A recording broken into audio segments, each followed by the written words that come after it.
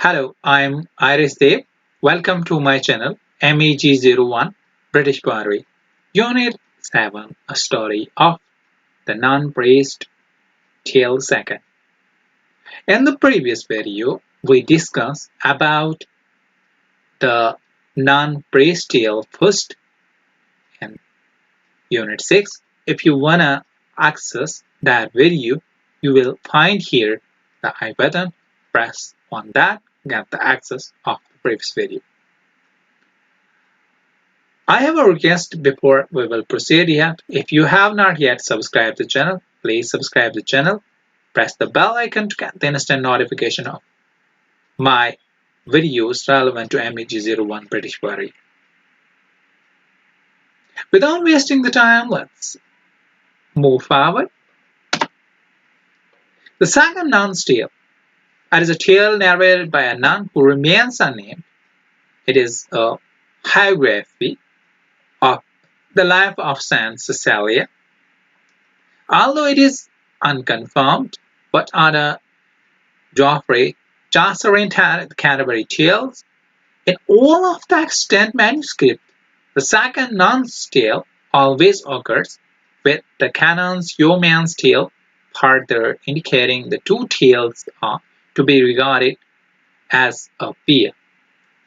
The second nun's tale was likely written for another occasion and only later inserted into the Canterbury Tales.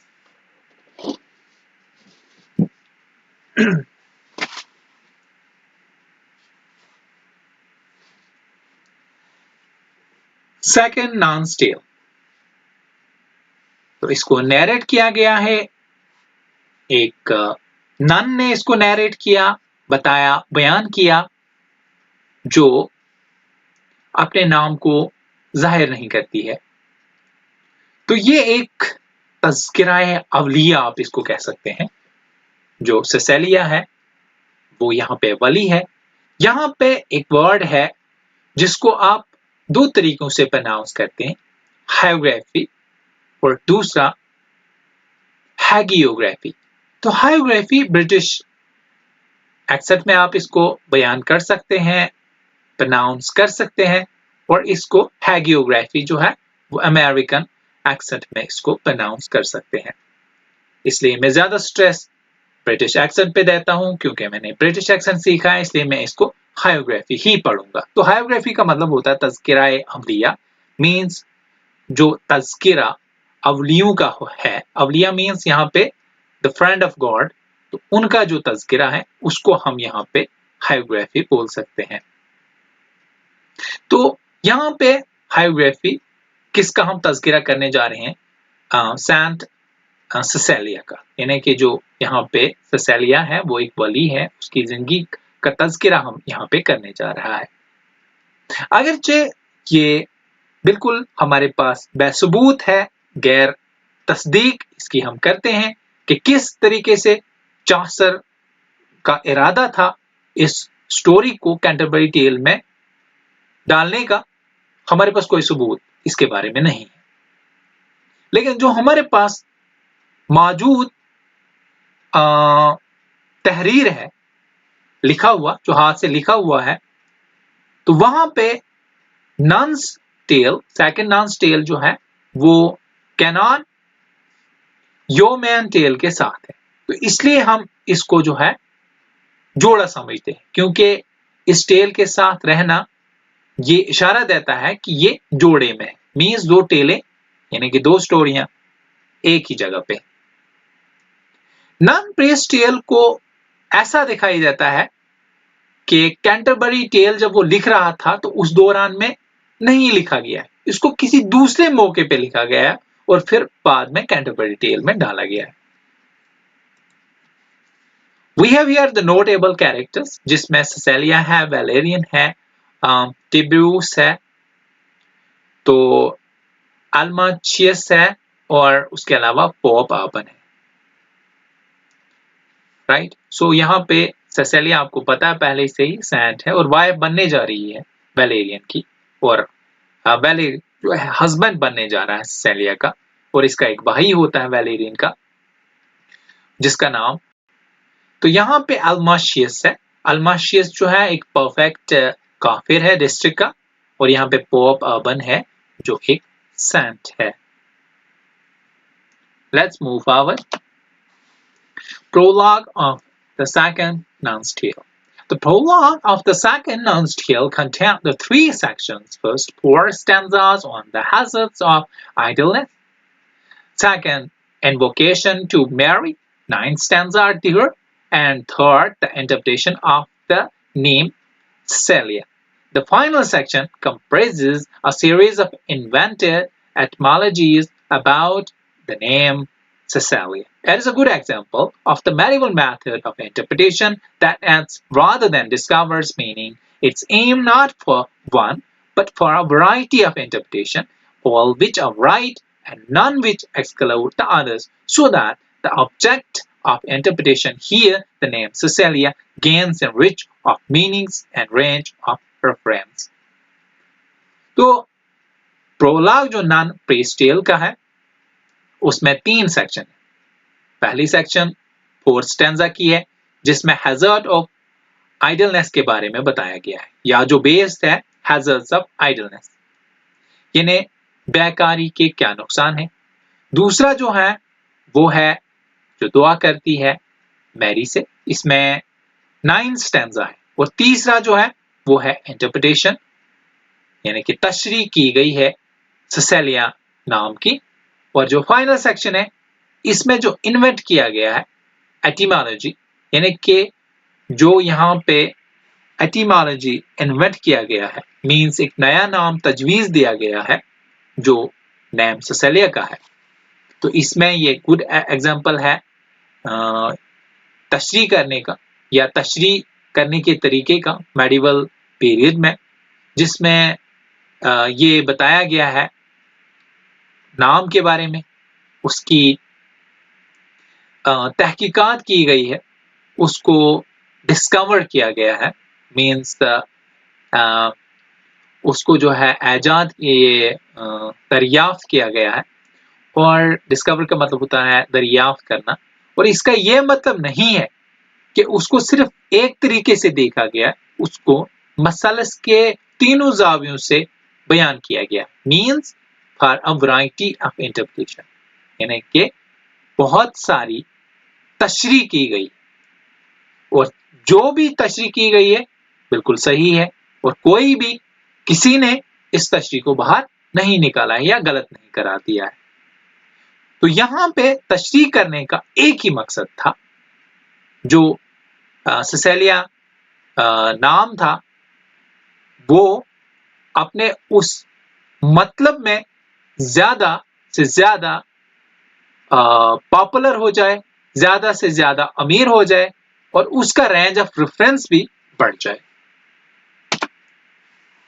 So we come to the plot of the tale. The second Nun's Tale explains the story of a young noble lady named Cecilia, and how her unwavering faith in God transformed her into the same Cecilia. A young maiden named Cecilia, from her cradle onward, was highly devoted to her faith in Christ and her love for Virgin Mary, so she asked God to protect her virginity. Even when she was there, and you call it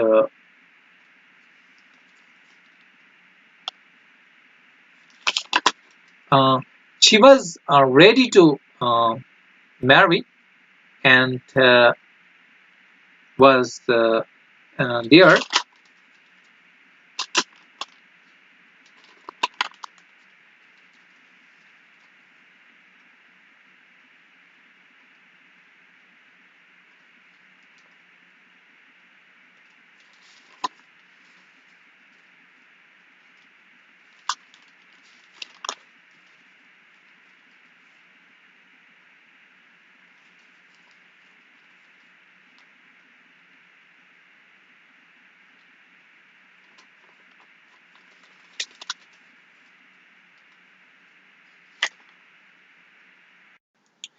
Sorry, due to the technical problem, we couldn't proceed ahead, and I'm sorry here.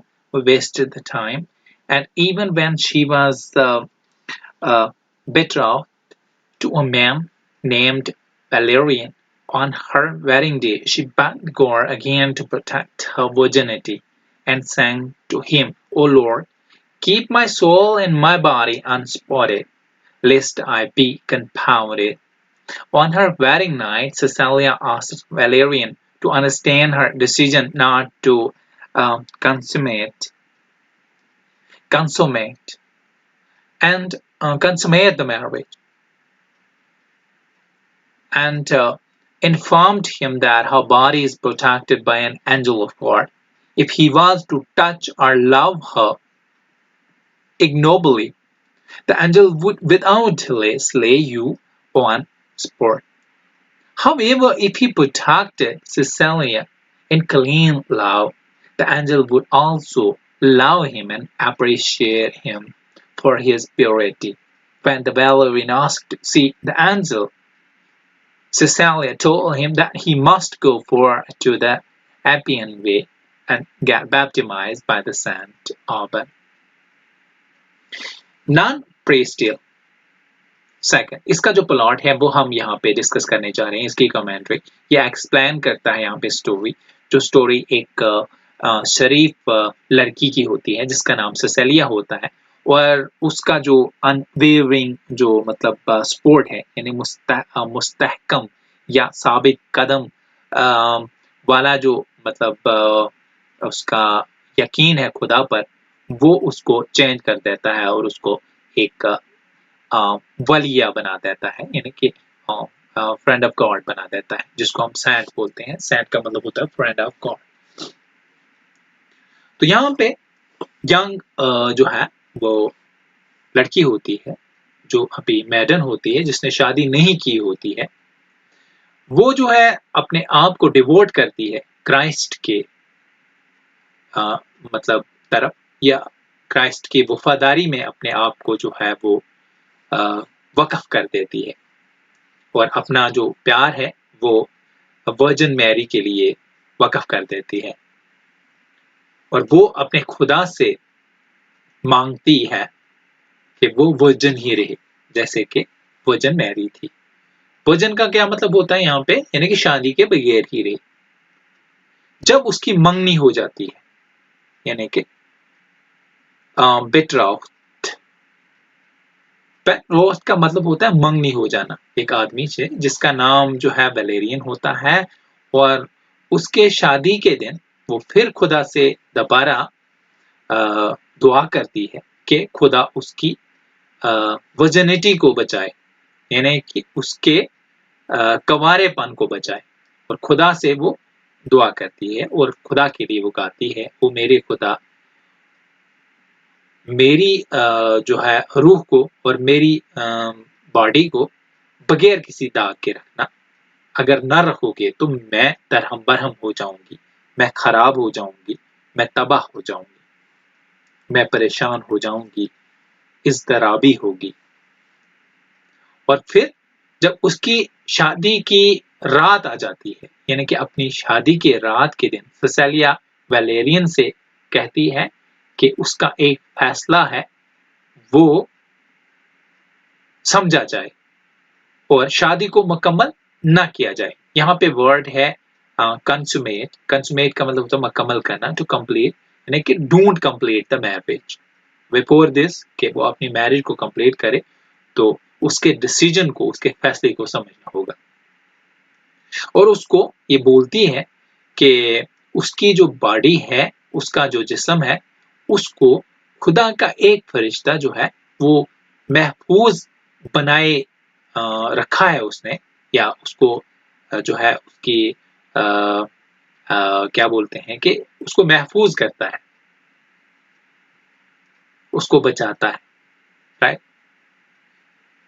जब वो बिल्कुल उसके करीब था, उसको छूने वाला था या उससे प्यार करने वाला था, कमीनेपन से, मीन्स जैसे अब शादी के दिन फिर जैसे एक खावंद अपनी बीवी से प्यार करता है, तो उसी तरीके से अब उसको टच करने वाला था. लेकिन उसकी बीवी यानी सिसेलिया उसको बोलती है कि ऐसा आप नहीं कर सकते, अगर आप टच करेंगे तो आप अभी या थोड़ी देर के बाद जल्दी से आपको आपका सर कलम हो जाएगा। ताहम अगर वो सिसेलिया को महफूज रखना चाहता है क्लीन लव में, यानी कि बहुत साफ और शफाफ प्यार में, तो जो फरिश्ता है वो भी उससे प्यार करेगा और उसकी कदरदानी करेगा, यानी कि उसको अप्रिशिएट करेगा उसकी प्योरिटी यानी कि उसके खालिसपन पे। जब वैलेरियन उससे पूछता है कि वो फरिश्ते को देखना चाहता है, तो सिसेलिया उसको बोलती है कि उसको पहले एपेन के रास्ते पे जाना होगा और वहां पे एक सेंट है जिसका नाम है सेंट अर्बन, और वहां से उसको बैप्टिमाइज होना पड़ेगा। बैप्टिमाइज एक रस्म है नाम देने की, तो वहां नाम देने के बाद जो है क्रिश्चियन साफ और शफाफ अपने आप को समझते हैं, तो उसी प्रोसेस को बैप्टिमाइज कहते हैं। After his baptism, during which he saw God, who appeared as an old man in pure white garments, Valerian returned home and saw the angel. The angel gifted him and Cecilia with 2 crowns of lilies and roses, and asked that they got the crowns with a pure body and unspotted thought. The lilies and the roses from the crown were fetched by the angel from paradise, and Valerian then asked his brothers Tiberius to come and accept the God and know the truth, so he could also be protected by the angel. The angel then agreed and called his brother to come. Upon his arrival, Valerian convinced Tiberius to get baptized by Pope Urban and renounce his faith in idol. Cecilia refers to them as nothing but vain things, for they are dumb and deep, and Tiberius went with his brother to Pope Urban and got christened, which allowed him also to see the angel of God. अब यहाँ पे क्या होता है, वो चला जाता है पॉप के पास, वहां से जब वो बैप्टिमाइज होता है तो रास्ते में वो खुदा को देखता है एक बूढ़े आदमी की शक्ल में, जिसने साफ शफाफ सफेद कपड़े पहने हुए होते हैं। वैलेरियन वापस घर आता है और एंजल को देखता है।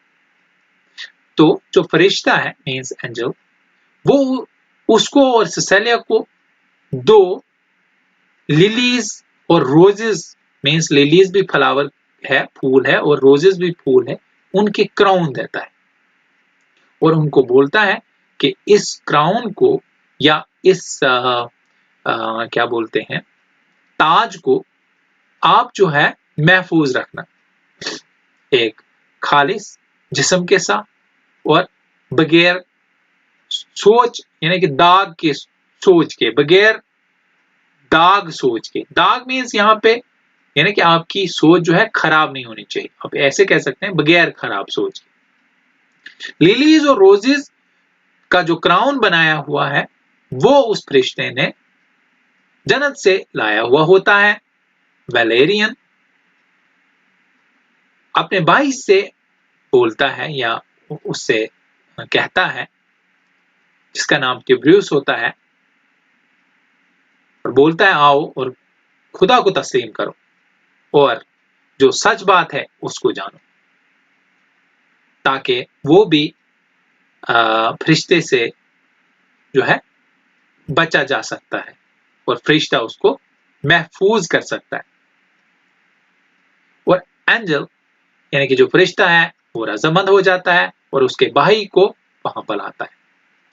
जब उसका भाई वहां पे पहुंचता है तो वैलेरियन उसका भाई जो होता है टिब्रियस उसको कन्विंस करता है, उसको मायल करता है कि वो भी पोप अर्बन से बैप्टिमाइज हो जाए।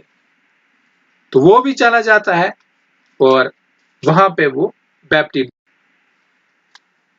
और वो भी फिर लातल्लुक हो जाए, यानी जो बुत हैं, जो आइडल्स हैं, उनकी वफादारी। सिसिलिया उन बुतों को बोलती है कि ये भी कुछ भी नहीं है, बेकार सी चीजें हैं, जो गूंगे हैं, जो बगैर कानों के हैं, बगैर जबान के हैं। ट्यूबरिस चला जाता है अपने भाई के साथ पॉप अर्बन के पास, वहां से वो क्रिश्चियन बन के आता है। तो जिस तरह से उसको इजाजत मिलती है, वो भी खुदा के फरिश्ते को देखता है। Eventually, Almachius ordered his officers to take these sands to the idol of Jupiter and to behead anyone who doesn't make a sacrifice. On his way, Maximus, one of his officers, started crying, and per the Sam's instruction, he took the executioners to his house, and from their preaching, they rooted out the false faith from the executioners and made them believer of God. Cecilia baptized them all together and told Valerian and Tiberius that they had served well and preserved their faith, and in order to save their lives, they should do the sacrifice. However, Valerian and Tiberius did not care for this, and in their unwavering devotion, fell to their knee and ready to lose their heads. When the Maximus saw this, he told many others, and turned, converting many of them, and also losing his hand to his oppressor, Almachius.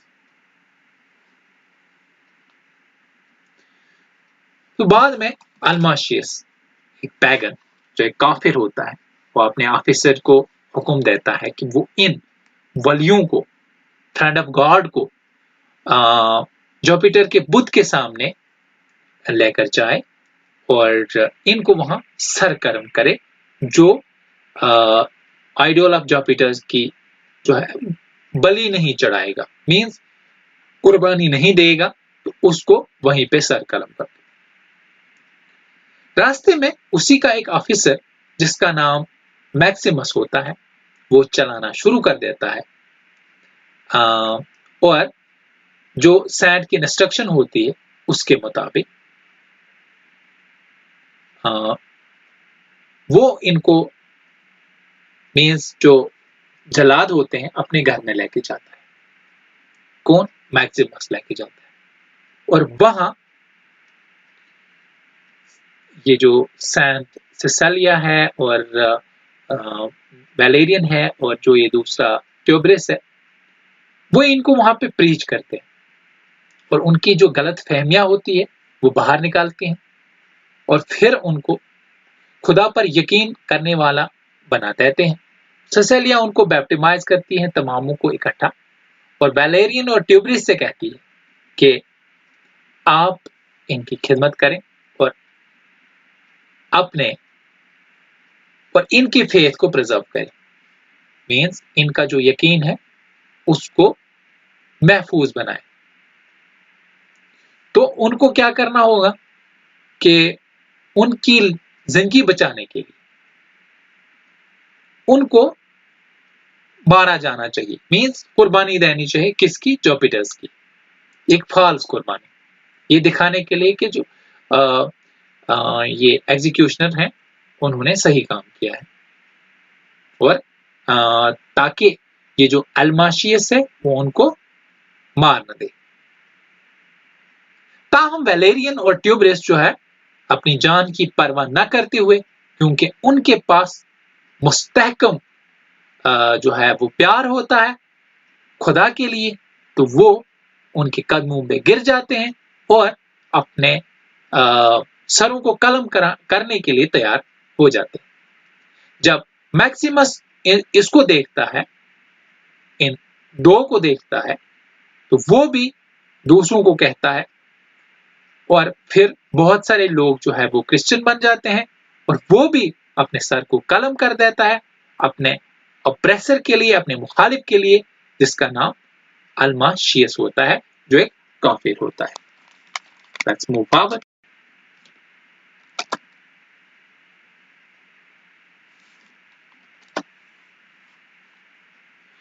After Caesarea buried the three of them, Almasius sent for some of his men to seize her and have her taken to Jupiter to make a sacrifice, who were also converted by her preaching. After hearing this, Almasius ordered her to be brought before him, and in a trial questioned her about her faith.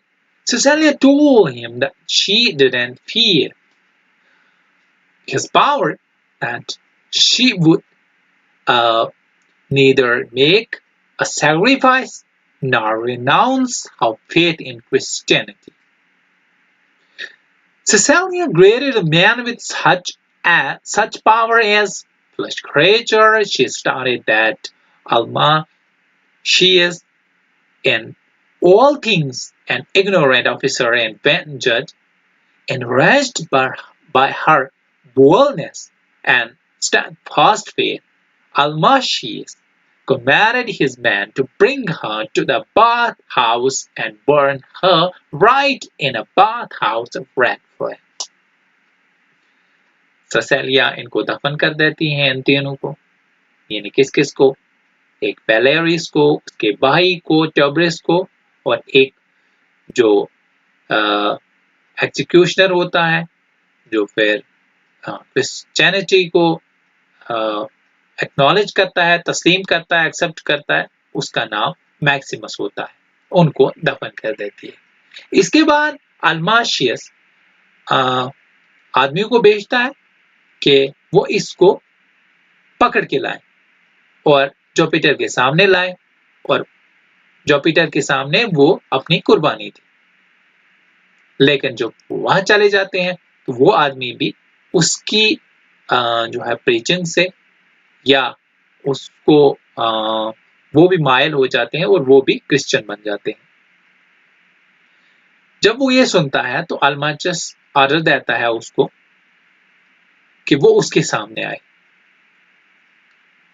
ताकि वो उसके साथ कुछ बातचीत कर सके, उसके वफादारी के बारे में, जो वफादारी उसके पास है और वो अल्लाह के लिए है, गॉड के लिए।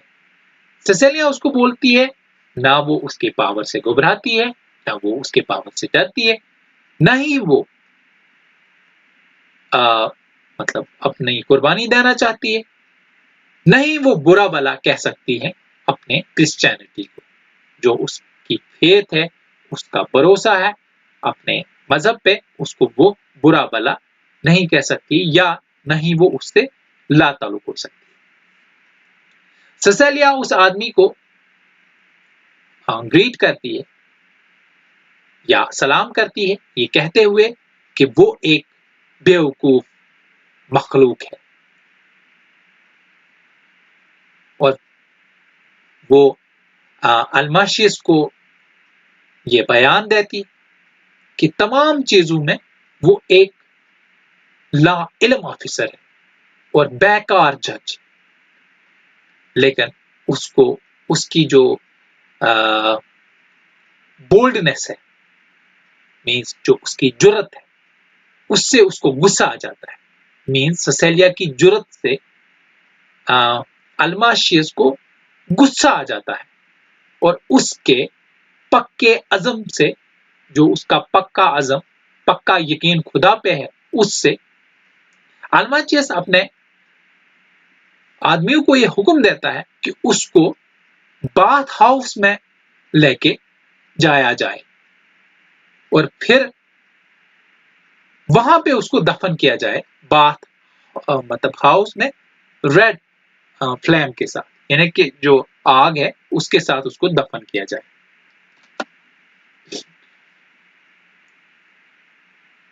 She lived in the bathhouse for the day and night. However, her body, representative of her unwavering faith, remained unharmed, that she sat cold and felt no pain. It didn't make her swear even a drop. So Almasius sent for one of his men to slay her and kill her. The executioner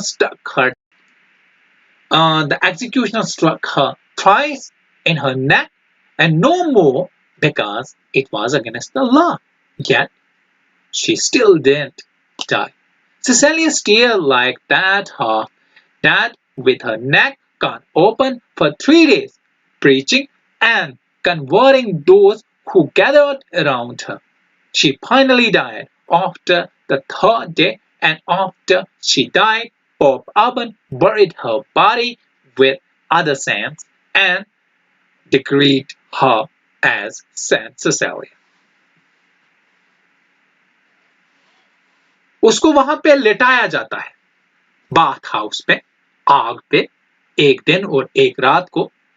लेकिन जो उसकी body है, body में जो उसके representative faith है, unwavering faith है, जो उसका यकीन है, जो उसका अज़म है, जो उसका भरोसा खुदा पे है, वो उसको बिल्कुल भी वहां पे नुकसान नहीं पहुंचाता है। वो बिल्कुल ठंडी रहती है और उसको आग पर कोई भी दर्द महसूस नहीं होता है। और इस तरह से इवन कि उसको पसीना भी नहीं आता है। अल्माशियस एक आदमी को वहां पे भेजता है उसको कत्ल करने के लिए। वो इसको मारता है। जो जल्लाद होता है वो इसको 3 बार इसको मारता है उसके गर्दन पे, यानी सिसेलिया के गर्दन पे वो 3 बार मारता है और इससे ज्यादा वो मार नहीं सकता है क्योंकि वो उनके बनाए हुए कानून के खिलाफ था। लेकिन वो तब भी नहीं मरी।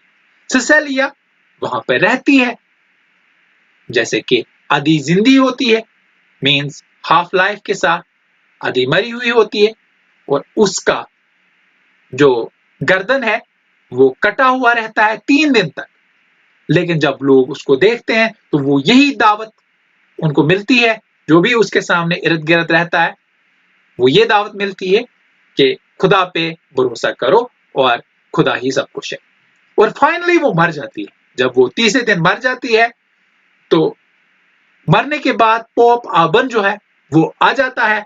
वो उसके जिस्म को दफन कर देता है दूसरे वलियों के साथ, दूसरे फ्रेंड ऑफ गॉड के साथ, और ये हुक्म देता है कि वो एक सेंट थी, वो एक वलिया थी, सिसेलिया।